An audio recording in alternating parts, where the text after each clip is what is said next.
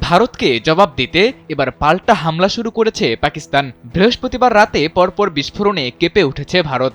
আখনুর সাম্বার মতো জায়গায় সাইরেন বাজছে।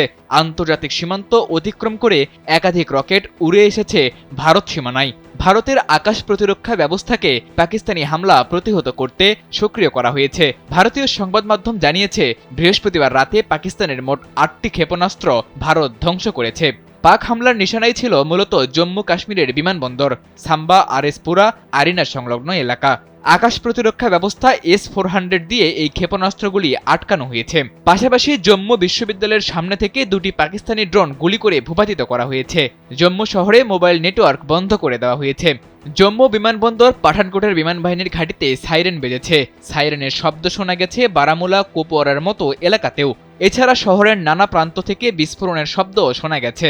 শুধু জম্মু নয়, সীমান্ত সংলগ্ন পাঞ্জাবের বিভিন্ন অংশ ব্ল্যাকআউট অর্থাৎ আলো নিভিয়ে রেখেছে ভারত।